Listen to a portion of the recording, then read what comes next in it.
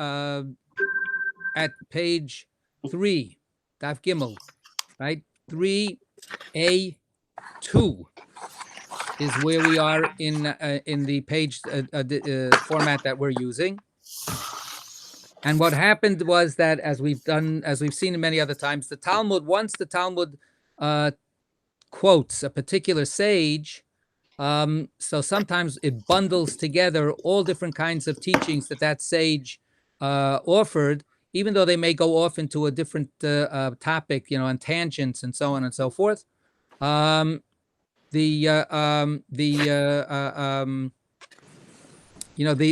different teachings are kept in one place so they wouldn't get lost. So, you know what, Merrill, did you get an email from me about the text, to get the text? Unmute yourself, please.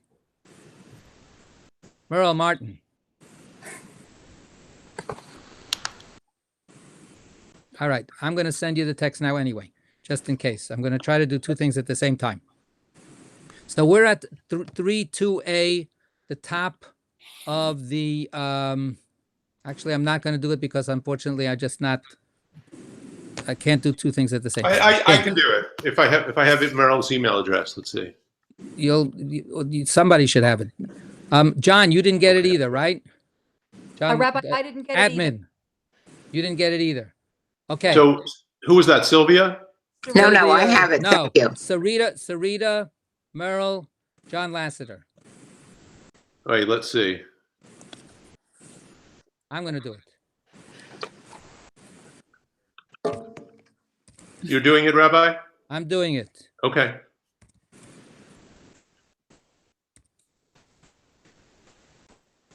What did I say? And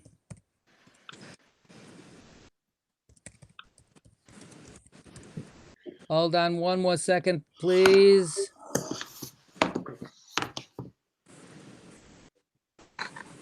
All right. Now you got it. It's going. It's on its way. Okay. Thank you for your patience. We'll get this done eventually.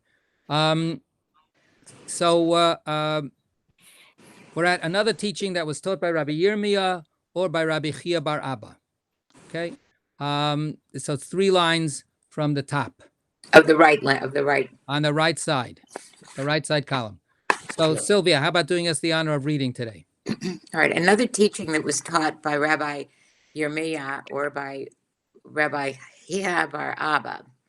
Scripture states, I, Daniel, alone saved the vision, and the people who were with me.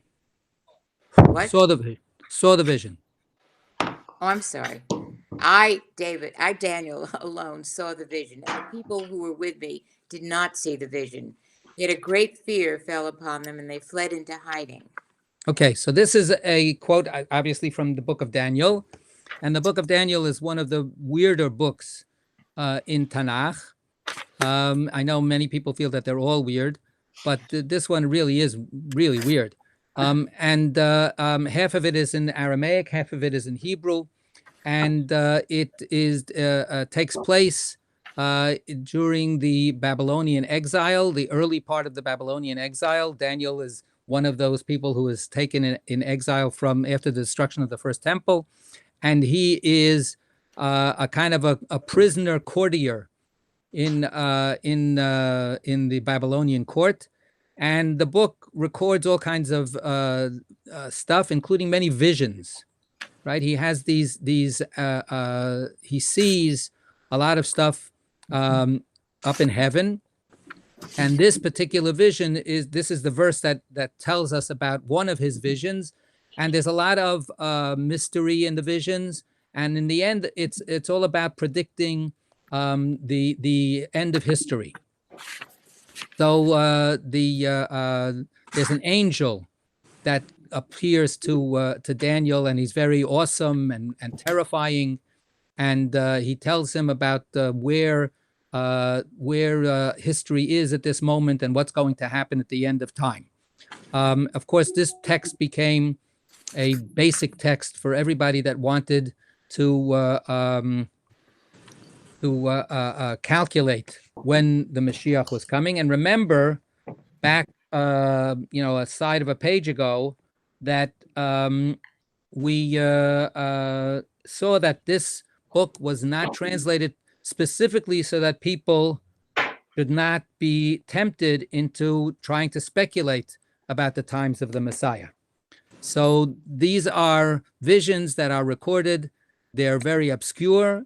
They're hard to understand. Throughout 2,500 years, nobody has been able to figure out the right prediction about what this means. But Daniel has had this vision, which was then codified in our sacred scripture. So here what Daniel is saying is there were other people around with me, and I saw this vision, but they didn't. Okay? So now we have this teaching about what this verse is referring to. The Gemara inquires. May I just make a comment about the preceding? Yeah.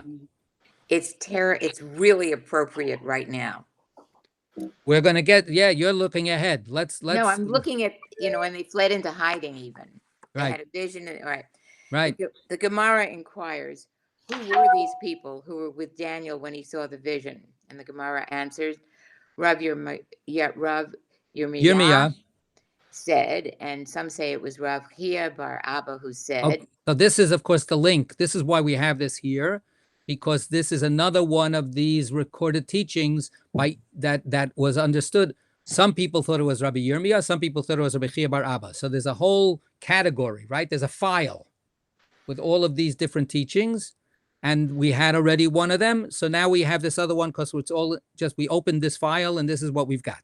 So this is Rabbi Yirmiyah. And some say, V'itema Rabbi Chia bar Abba. Explain this verse. Go ahead. They were Haggai, Zechariah, and Malachi. Okay. In one way. 1 second. So who's Haggai, Zechariah, and Malachi? They are the last three prophets of all of the Jewish prophets. So they lived, we have prophets, Elijah the prophet. We have Jeremiah the prophet. We have Isaiah, of course. We have all kinds of prophets. And the prophets who merited having their visions recorded, their prophecies recorded, are in our prophetic section of the Tanakh, of sacred scripture, right? Torah, Nevi'im, that means prophets, and then Ketuvim, and then writings. So the prophetic era lasts for a few hundred years. It ends, according to our tradition, it ends at the beginning of the second temple, the second commonwealth.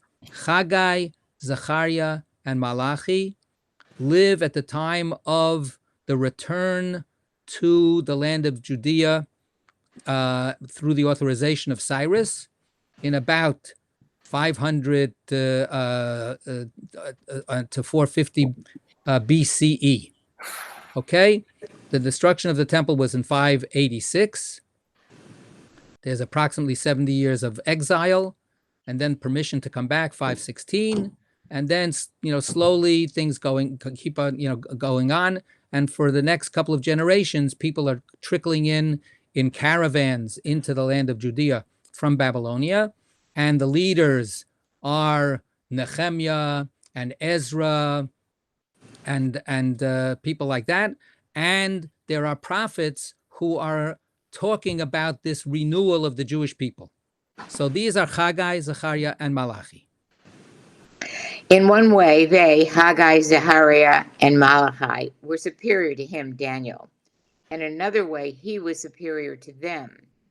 They were superior to him in that they were prophets, whereas he was not a prophet. He was superior to them in that he saw the vision and they did not see the vision. Okay, so let's take this in now. So Daniel is saying, I'm standing there with Haggai, Zechariah, and Malachi, and I see a vision, and they don't.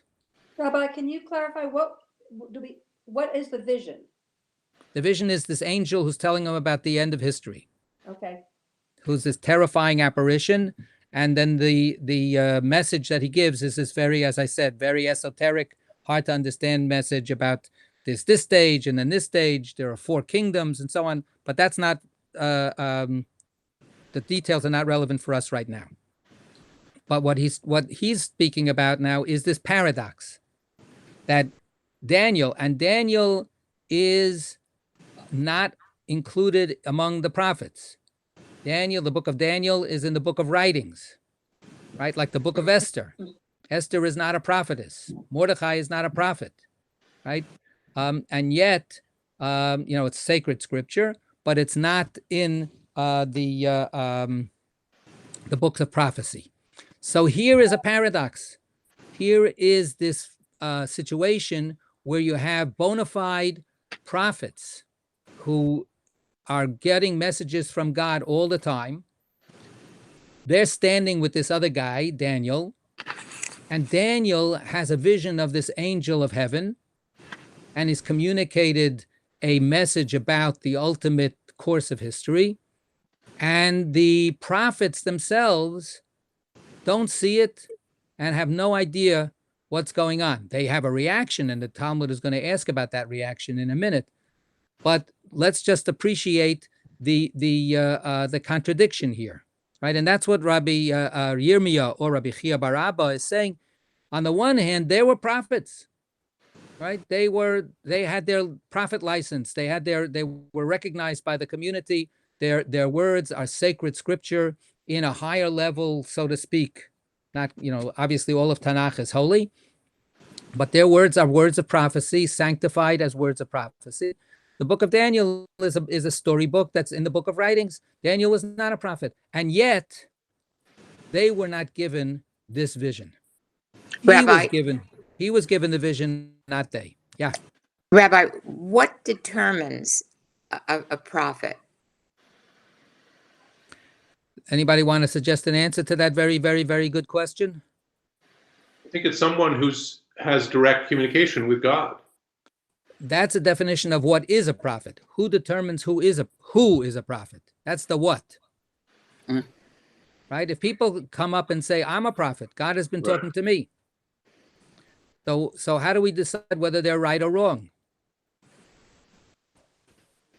The answer is it's impossible. I mean, it sorts itself out. The Torah itself in the book of Deuteronomy talks about this a couple of times. What happens if a prophet arises in your midst? How do you know that whether it's really a prophet or not? And there are all kinds of criteria that are offered. That the criteria are very hard to apply. And then, historically speaking, we know that there wasn't unanimity about this. But when one person said they were a prophet, somebody else said, no, you weren't a prophet. So there were plenty of prophets running around among the Jews who were not, in the end, accepted as prophets. And, to use the term, I don't know if technically it's absolutely correct, but the whole rise of Christianity is part of this question. Who do you accept as legitimate, and who don't you accept as legitimate? Right. If when I don't know, John the Baptist or other people were saying, this guy here, he's really straight from heaven. Do you believe him or not? When we read Josephus, the historian from that period, we know that there were plenty of prophets running around. There were prophets all over the place. But in the end, the Jewish consensus was that they're no different than the people on Times Square in the old days with the sandwich boards, that they weren't taken seriously. Now, they were taken seriously by many people at that time. But as it filtered out and as it sorted its way through in history, we ended up being selective about who were the prophets and who were not. But we have even stories in our prophetic texts that the prophets that we accept as prophets were rejected by other people. Right? Jeremiah has this whole standoff with people about whether he's really a prophet or not, and they reject him. Amos is challenged by the high priest, Amaziah, and told that he's just causing panic in the community, and he should shut up, and he's not really giving God's word. So in reality, you make choices. In reality, it becomes a partisan issue. Whose side are you on? Does this seem to be a legitimate claim or not? So who gets to be accepted as a prophet is a very, very difficult political, social question. And then eventually, Rabbi? historically, it makes a difference. If you accept a certain prophet, then you become part of a group that accepts that prophet. And then the group that doesn't accept that prophet, if they still exist, becomes a separate group. Yeah, Sarita. So I guess the issue of whether or not you're a designated prophet or aside, it also comes down to who owns the truth. So that if someone's a designated prophet, is that the only person you listen to? And that seems to me pertinent to Daniel here, is Daniel may hold the truth, even though he's not a designated prophet. So do you ignore somebody just because they don't have that status? So that's I think we have to nuance that just a little bit. Yes, that's certainly, one of the, look at the way we're fighting about truth today. What's true news? What's fake news? Who owns the truth? Who do we trust? Who do we then line up with? Is the truth something that only one authorized body has a handle on? That becomes a political and ideological question. You're right, but there's a possibility of saying that there are various sources of different kinds of truth. For instance, the old days, now it had a little uptick for a while, but is science, does science own truth, or does religion own truth? So this was a gigantic fight for centuries. Galileo gets in a lot of trouble. Giordano Bruno gets burnt at the stake because the church says you think you're going to tell the truth. We own the truth. So there can be huge fights about that, where we today, many of us come out on, is there are many kinds of truth, and religious truth is one kind of truth, and scientific truth is another kind of truth, and different groups or different experts have ownership of different, or are participating in a discourse about a certain kind of truth, and there are differences. And I think that that's what we have here. What we have here is, it's not that there's a fight between Daniel and Haggai, Zechariah, and Malachi. The tradition doesn't see them as being opposed to each other. What they're saying is that Haggai, Zechariah, and Malachi, they have a truth that is incontrovertible. That's sacred truth. That's their prophecies. But that's not the whole truth. There are other sources of truth, and there are other kinds of truth. There are other forms. This is, even though it's, as I said before, the reason we have this here is simply because of the file with all of the random teachings of these two sages, or of either of these two sages. But it also goes back to the fundamental question we've had again and again, which is what Megillah sort of triggers. And that is that when we created this sacred text called the Megillah, which is in the writings, right? Not in the prophets, right? We have already opened up the question of how many different sacred texts can there be? Who decided that the Megillah is sacred? Who decided that we're going to actually read this make-believe Torah scroll on Purim as if it's a real Torah? And we're not even kidding ourselves that it's a prophecy, right? We're saying, no, it's a letter. It's a story that's been sent out by Esther and Mordechai, and asking everybody to adopt this as an orienting text that they should celebrate around. And we read it with blessings, and we read it from a scroll. So that's part of what's going on here. What's part of going on here is this whole issue of multiplicities of forms and truths, of how to be willing to adjust many legitimate kinds of experience that gives us a truth. So the fact that Haggai, Zechariah, and Malachi are not giving us this vision doesn't make it not true. And the fact that Daniel is giving us a true vision doesn't make Chagai Zachari Malachi false prophets. Their prophecies are their prophecies, and they're true, and they're accepted. And now something else has happened in a subsidiary way. It's not quite a prophecy, is what we want to write. Daniel is not a prophet, and yet something that he's experiencing here is of value to us and something that we have to pay attention to. So that's part of the extra complexity here. And then a question will be, well, so what is the difference between a vision and a prophecy? We'll get to that. Okay? All right. The Gemara raises a difficulty with the verse. Now, since they, Haggai, Zechariah, and Malachi, did not see the vision, why were they frightened? So now we're getting into the realm of what, Sylvia, you said before. This is now our world, right? What does it mean to be frightened by something that you can't see? Right? How did that happen? How was it that Daniel sees this frightening vision? So it makes sense. If he sees the frightening vision, then he's afraid. How did it come out that the other three people that are standing there right next to him who see nothing, they don't see what he sees, and yet they are overcome by fear and they run away and hide? So what makes them afraid? What triggers that fear? The Gemara answers. You want me to go ahead? Sure. Yeah. The Gemara answers. Even though they did not see the vision, their representative angels did see the vision.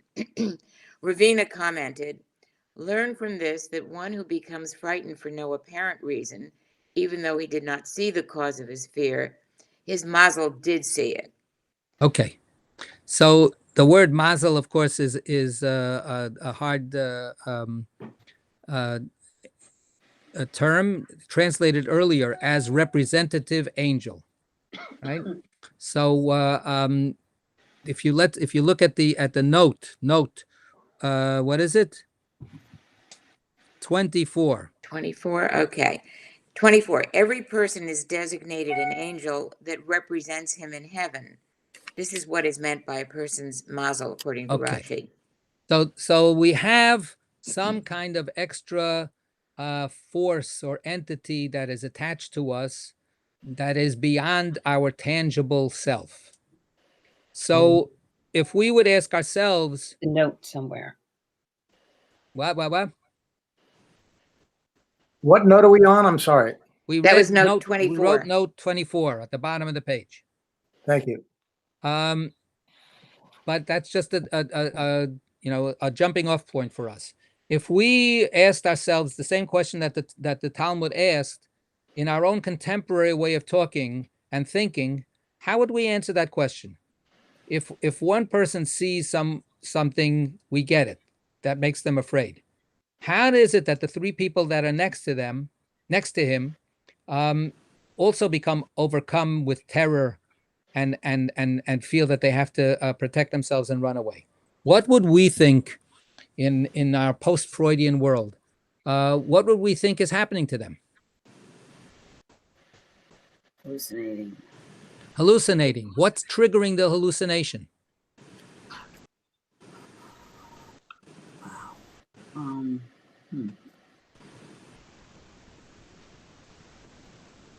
So let me suggest that if we don't go up into heaven, we can talk about levels of consciousness. Right. And we have and no offense to those of us here in our group who are avowed rationalists, but guess what? We're not just rational creatures. We're our reason, and even reason is a complicated set of consciousnesses and intelligence. But we're not just rational, and even our acceptance of our not being so rational is itself very hard to understand and is not particularly rational. So, just as an example, I'm sitting here in my study, and my wonderful best friend, Kasha, Oh, is lying across from me on the couch, and we always joke, Zelda and I, that Kasha knows what's up, right? She knows when we're getting ready to leave the house. We haven't said anything to her. We haven't ordered her to go, sequester herself. She gets it. She goes into the crate all by herself. She's she knows this, and everybody that has dogs has all kinds of favorite stories about when their dog picked up on their anxiety or on their happiness or on being sick, or all kinds of things like that. And we talk. It's a kind of an intuition. It's a kind of an instinct, and that instinct is not just something heavenly that only you and I have, but it's a kind of a force. It's a kind of a consciousness that transcends our body, and that somehow is able to communicate with the world and receive communication from the world. We pick up. We have antennae. We have certain sensory capabilities that we don't control and that we don't necessarily understand. So the representative angel, the angel is an agent, right? It basically is the sum total of all of our various levels of consciousness and subconsciousness, right? All of those mysterious forces that we embody, right? The body is this funny thing that has within it. I mentioned it yesterday on Shabbat. We have these invisible aspects of ourselves that are very active, and sometimes we're in touch with them, and sometimes we're not in touch with them. But in this particular case, what we have is we have three people, and certainly in a specific way, as being prophets, they're very highly attuned to other levels of reality beyond just the mundane, physical reality around us. And perhaps we can say that they picked up on something, right? They by extension, by standing next to Daniel, who is having this extrasensory perception, right? He's seeing something that nobody else can see. He's hearing something that nobody else can hear. Somehow, even though they themselves can't hear it and can't see it, they have their own spiritual radar. So the radar screen that has a blip that's beeping doesn't tell you what the airplane looks like, or doesn't tell you whatever it is that's on the screen. It doesn't tell you what the airplane is signaling to everybody else, but something's there, right? So I would, these are all rough analogies, but I think that that's part of what is what we have here, that they are somehow sensing something that they have no direct, sharp apprehension of. And then the question is, are they sensing it because it's in the air? Are they sensing it because the angel has changed the whole atmosphere of that place, of that space, and they're picking at least a little bit up? Daniel picks up the whole thing. He's on the frequency that can actually see this angel and hear this angel. But they're just getting the static. But they know that such a static is not normal and is frightening. That would be one way to look at it. Another way to look at it is that they're picking up Daniel's fear. But Daniel's fear, he has a grip on it. He knows what's making him afraid. They don't know what's making him afraid, and that's what's even more frightening. So I open it up to you. I think that this would be very, very relevant, like Sylvia said before, very, very relevant to the kind of atmosphere that we're living in today. Does anybody want to pick that up? Rabbi, this is something about your prescience. I'm looking at where you're sitting, and I presume the painting behind you is one that you did. Is that correct? Right. The upper part of that painting is very reminiscent of what we're seeing on television all the time now. Oh, look at that. I'd like an explanation of the lower part. Sorry, another time. That's not what the Talmud class is about. Right. The lower part is heavens. Okay. The lower part is a kind of a firmament image. So, but let's get back to Right. let's get back to the subject here. Come on, let's not get sidetracked. I have something. It's Audrey. Sure. When you watch TV now, I mean, someone who it seems to be doing is very reassuring to me is Andrew Cuomo. He is he's very centered, very grounded, very transparent, very reassuring, and he also understands that the panic people are feeling is as much a problem as the pandemic itself. So if I were to then see him being afraid or being off balance or being different than he's being, that would then make me want to run away and hide like those other people in the text we were just reading. Right. Imagine Daniel is Daniel that went into the lion's den and was fine. Mm-hmm. Oh, Right. So Daniel is somebody who is fearless. Right. And yet here he sees, he's in experiencing something that is terrifying. Right. So like you say, he's like, if we want to make that analogy, I don't know, but if, Cuomo is solid as a rock, and presents that kind of like really stable, trustworthy, For the moment. Yeah, I know. And you're not the only person who said that. Mm-hmm. I get it. Right. And that's part of his leadership. Thank God. He's trying to project that kind of, firm, fearlessness in a certain way, at least certainly, the willingness to look reality in the face and take responsibility for how to react to it. So yes, he's doing the best that he can, and it's a tragedy that we don't have other leaders that are capable of doing that. So so I like your analogy. So if he all of a sudden started freaking out, then we might catch that that sense, without seeing what he's seeing, without knowing the inside information.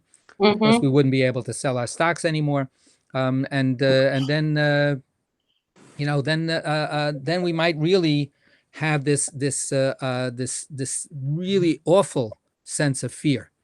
And I want to put out there, they run away in hiding. Daniel doesn't. He's scared out of his wits too, but he sees what he's afraid of. And they can't name what they're afraid of. Right? And that makes it so much worse. And, we have a term, mass hysteria. Right? Mass hysteria is like a virus. You catch it from other people.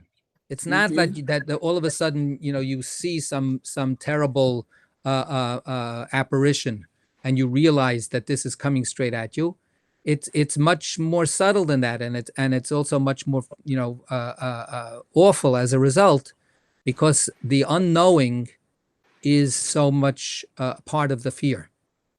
So when I was looking this over, in preparation for today, I said, "Oh my goodness, look at how appropriate this is for us." Look at that. There is a God. Not a very good proof. Not a very good proof. Just kidding. Okay. Anybody else want to comment on this?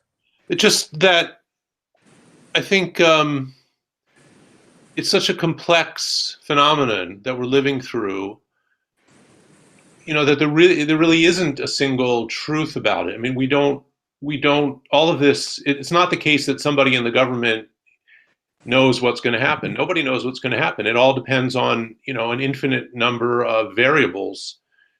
And there is no, prophecy that's going to reveal what is supposed to happen. It's just too complex for anybody to understand or to predict. And there are too many each of us, the decisions that we make affects the outcome. So, there are people who might have inside information that they can trade stocks on, but that's at the most aggregate sort of general level. Well, I was referring to particular politicians from Yeah. So we from, know you that. know, a yeah. different, a few weeks ago when the world was a little different. Right. It's too late for that.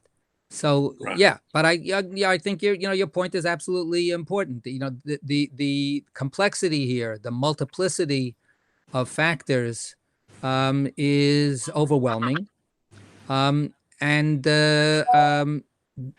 then that's also a temperamental question.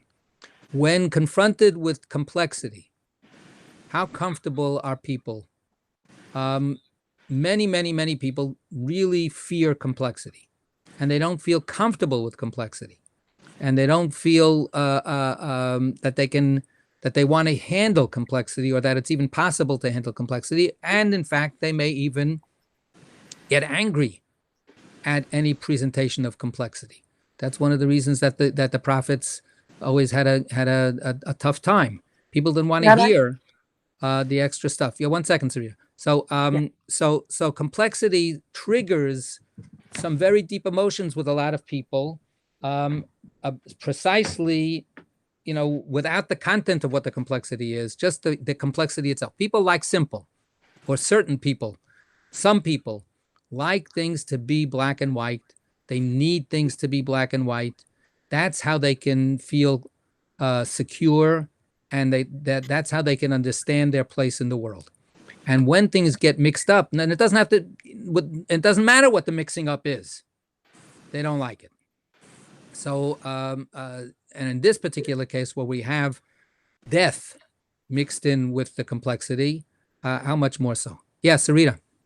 So I'm still grappling with what is prophecy, and when I read the prophets like Jeremiah and such, and they're really projecting worst case scenarios, and in one sense, they're not saying that this is what is going to happen. It's always this is what could happen, and so in one sense, it's important to have that sort of knowledge of what could happen, but also then it doesn't happen. I mean, that was Jonah's problem. You're like, oh, well, but if I'm going to tell him this could happen and it doesn't happen, then I don't seem believable anymore. So that ability to deal with, we have to look in the face what could happen, but the aim is so that it won't happen. So let's hold on to that for a second, and let's go to the next little piece of the Talmud, and then I hope we'll be able to come back. And if somehow we get sidetracked, then Sarita, don't let us forget that. Okay? All right. So Okay. the Gemara inquires, what is his remedy? What can a person do if he becomes frightened and does not know the reason why? Okay, so here now the Gemara is very practical and says, forget about your therapist, telling you this is why, whatever the reason is why. What should you do about it? Okay, go ahead. Okay. The Gemara presents 3 different remedies in order of priority. You should recite the Kriyas Shema. Okay, let him recite the Shema. If he recites the Shema, that'll settle him or her down, and the fear can be coped with. That's one answer. And if he's standing in a dirty place in which it is prohibited to recite the Kriyas Shema, he should jump 4 amos from his Amos from his place. That means 4 cubits, 6 feet, distance of 6 feet. Okay, we know that. And if he's not able to jump from his place, he should say the following: the goat at the slaughterhouse is fatter than me. Okay, so that's the 3 solutions. So of course these are very short, pithy little teachings, and our questions are what sense can we make out of this? So anybody want to give us a in our terms what these 3 strategies? These are strategies for coping with unknown fear. Um, what do we do? What do they mean? So I'll take the easy one. First we pray. Right? We just pray, pray. or we get in touch with the Torah. Right? Or isn't that also reminding ourselves of God's presence? Absolutely. That's all part. That's what prayer should be doing, for sure. So yes. So this is the simple religious spiritual answer that go back to touching God. And isn't that a way of centering oneself? Absolutely. I think that all of these things are what that's its first answer. The first answer is you're panicking, you're freaking out. There are things that you can't see, that you can't control, you can't even name them. Come back to a realm of spirit, of the unseen. And I talked about this a little bit yesterday. That is holy and safe and loving. Right? That's what the Shema is all about. Right? So there are no atheists in a pandemic approach. well, the Talmud certainly doesn't advocate atheism, right? The Talmud is saying we've got this vehicle, take it. So that's the perspective, of course, that the Talmud has. Yes, and it's interesting to me how meaningful sometimes our work as a Shomrei community is when in good times. People are happy with that fact that Shomrei exists, although they don't necessarily make it part of their real routine. It's good to know that it's there. Well, Just in case. Just in case. Well, now it's the just in case. Right. Now it is the just in case. So so that's the first part of what the Talmud says. And then the Talmud has this thing which is a kind of a a detail of halacha, of law, but it can certainly be understood, I think, in other ways, in more broad ways as well. And then it says, what if you can't say the Shema because you're in the middle of feces, of impurity, of dreck, of all the awfulness that that you're not allowed to sit in the middle of when you pray. Right? And again, this doesn't have to be taken physically only, but it is physical, right? You don't say the Shema in the bathroom, right? You don't pray in the bathroom. The bathroom is dedicated to taking care of your bodily needs. And then the Shema should be done someplace where you can transcend your body and where you can connect with what's in your body that is the invisible part of your body, and so on. So the Talmud now says, what if you're stuck in that place? What's its answer? Jump 4 amot, right? Jump 6 feet away from. Get out of there.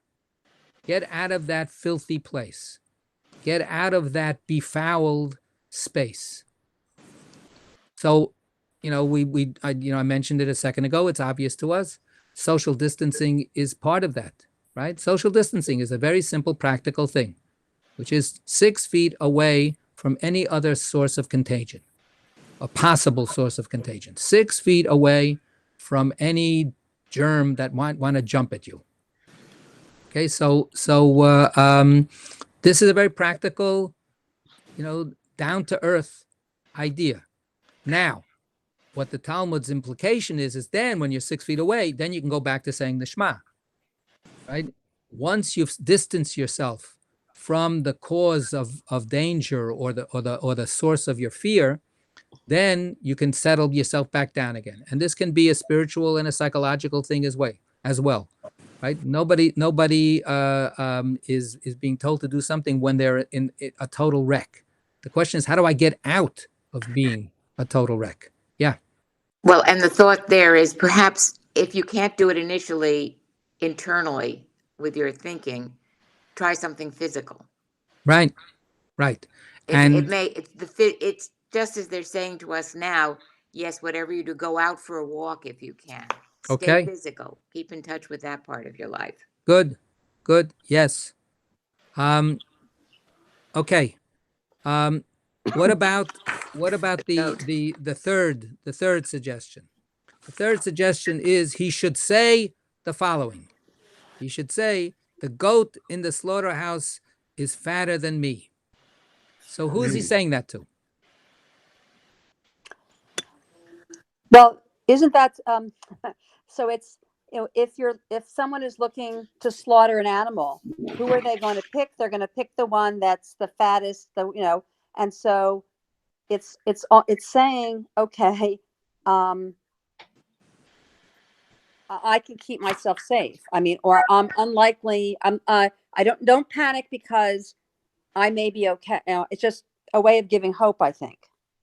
Sarita, are you trying to say that that goat is headed to the slaughterhouse? Right. So And he's you're looking- in better shape than you are, and therefore perhaps you're not. So, it's something like that.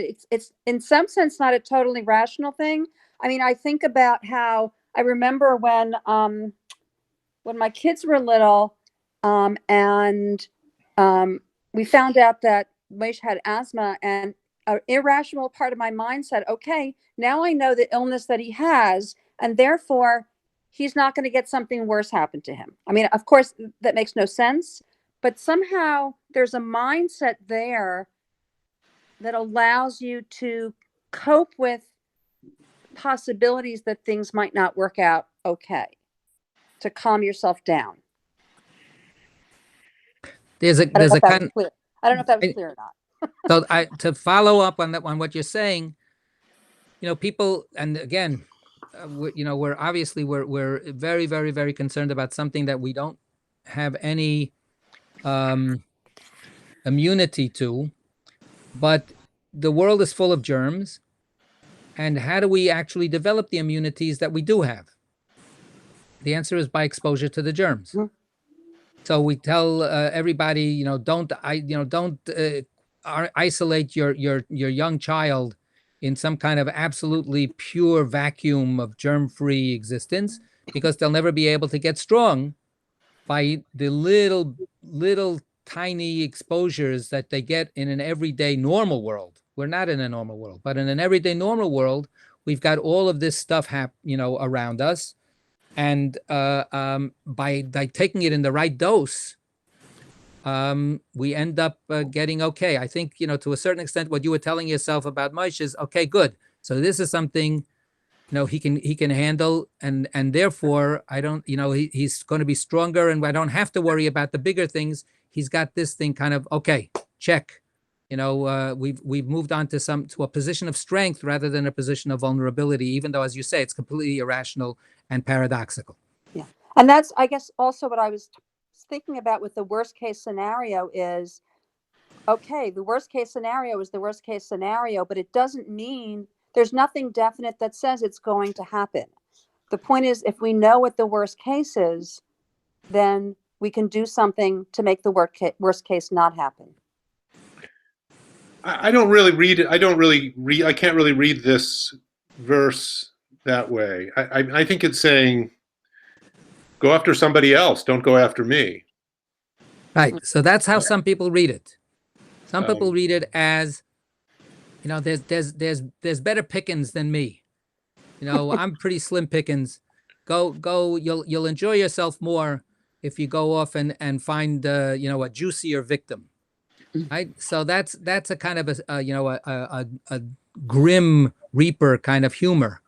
And that's possible. That's I think one definitely possible reading, and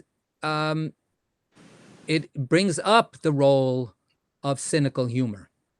It's a cynical humor response. Hey there. So 6 feet distance, please. So Too late for that, Rabbi. Too late. So I wanted to say hello to everyone. Hello. I love that gap tooth smile. So, This is the coronavirus.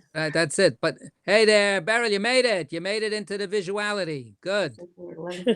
So what I but look, that's Jewish humor is essentially that, right? The identifiable feature of Jewish humor is a kind of a gallows humor, right?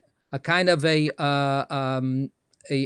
making, some very grim jokes and taking pleasure, laughing out of the death sentence, right? So this is stuff that we've done again and again and again, and the survival value of that is celebrated, down the centuries. That we've been able to preserve our crazy sanity or our sane craziness by actually making these kinds of really ridiculous jokes.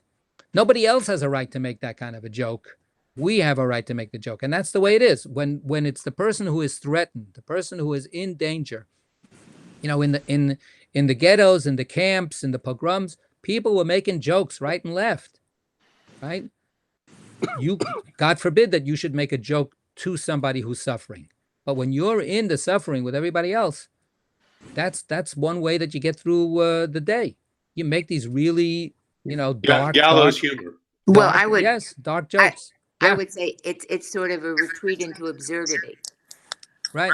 But it's a controlled retreat. Right, but Right. it's into the world of absurdity. If nothing else works, you've got to deal with it. You through accept absurdity. it. You accept it. You accept that absurdity, and that's what was frightening you before, right? That's the vehicle here of coping.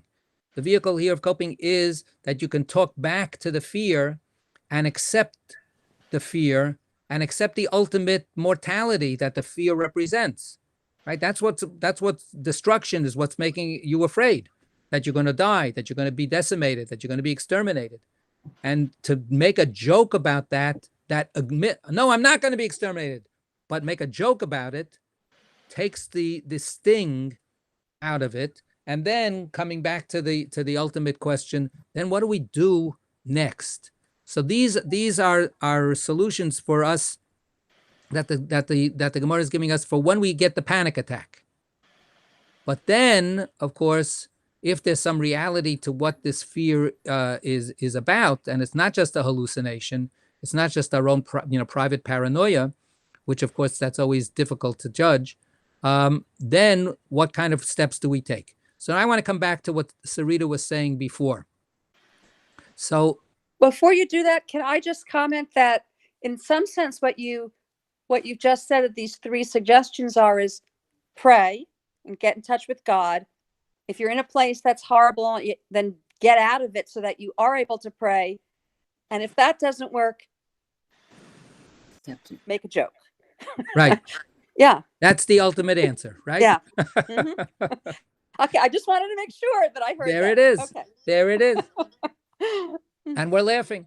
You Yeah. and I are. Nobody else is laughing. Come on, laugh. So yes. And that's in the immediate. And then the point is to position yourself out of the grip of the fear, because the fear makes you hide and paralyzes you. Mm-hmm. So, but that's not going to solve anything. And then, it just reinforces the idea that nothing can be done. But sometimes something can be done. Now, eventually, of course, death is death. And when none of us is going to be exempt. But there are kinds of death, and there are times of death, and there are, degrees of who and when and so on. So if we can mitigate that, if we can save a life, that's the biggest joke of Judaism, right? We know very well that every one of us is going to die, and yet the highest mitzvah is save a life right now. The fact that later on we're going to die doesn't matter. We save the life now. Right? Every minute now, every second now is sacred. Every second of life should be cherished. So a kind of a cynicism without the joke is profane, is a chilul Hashem, is an absolute desecration of everything that's holy. Right? When people say, look, so a bunch of old people are going to die from this, let's get it over with, is a horrifying betrayal of anything that Judaism teaches. So to then, the difficult task, what do you do? How do you do things? I would suggest, we have only a couple more minutes, What's the difference between a vision and a prophecy? What, not who is a prophet, but what makes a prophet? And as opposed to a visionary. And we use those terms in English interchangeably and so on. But what we have here in this case is a very like sort of a clean thought experiment or a clean case. What Daniel has is a vision. The vision is across time. He's being seen some kind of panorama of how history will unfold. There's nothing that he can do about it. That's not the point, right? He was seeking some kind of sense of how things fit in the world and where the Jewish people's situation right now fits in a bigger picture. And he's given some kind of very, very murky, semi-satisfactory picture for that. So the vision can be consoling, the vision could be unsettling, the vision can be frightening, but it's not a call to action. Prophets in the Jewish tradition are people who hear God calling them to go out and speak to the people to change their behavior. That's what prophecy is about. Prophecy is about not predicting the future, but about putting out what's the reason about. This is what's possibly going to happen if. And the if is if you don't do something about it. Now, over and over again, what the prophets say is the something about it that you're supposed to do is rooted in basic values. It's rooted in taking care of poor people.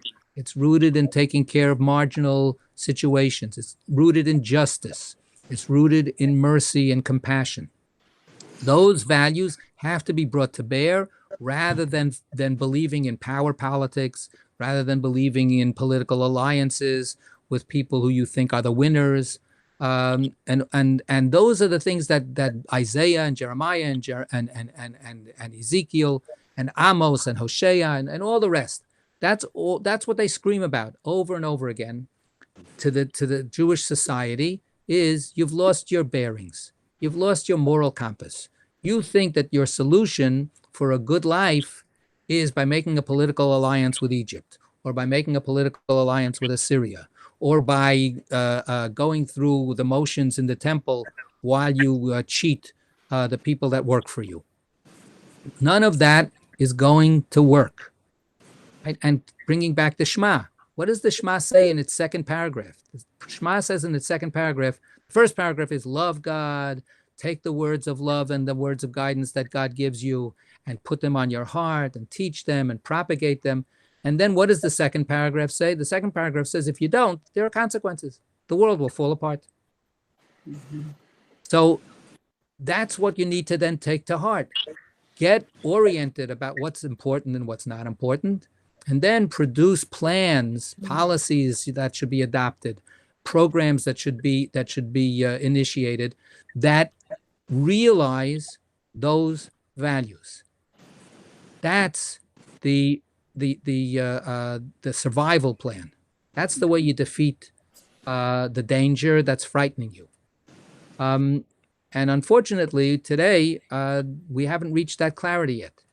We haven't done the hard work of getting ourselves out of the fear by reconnecting with our values, by distancing ourselves from the crap that we're surrounded with. And just one extra piece of explanation about that last saying. There's other people, commentators, that say there's a certain element of teaching yourself humility, right? The calf in the slaughterhouse is fatter than I am, right? That animal out there is actually, a better specimen than I. So at this point, again and again, we ask ourselves, we use animals as a kind of an insult. The person is not a real person; he's an animal, right? And after the Shoah, one of the great Yiddish poets, Jakob Gladstein. He wrote a poem that basically said, and other people did also, it said, you insult human beings by calling them animals. I wish we were at the level of an animal. We're so much worse than animals. Right? The animals are so much better than us. They don't commit senseless genocide, and we do. So that humility is part of the challenge as well. All right, we're going to stop here for this time, and I want to thank everybody. If anybody has other comments or if you have suggestions about going forward, or if anybody didn't get the text, so please send me a note. Okay. Yasher Koach. Yasher Koach. Okay. Be well. Thank you. Thank you. Bye. Bye-bye. Thank you. Bye-bye. Carol. Bye. Bye-bye.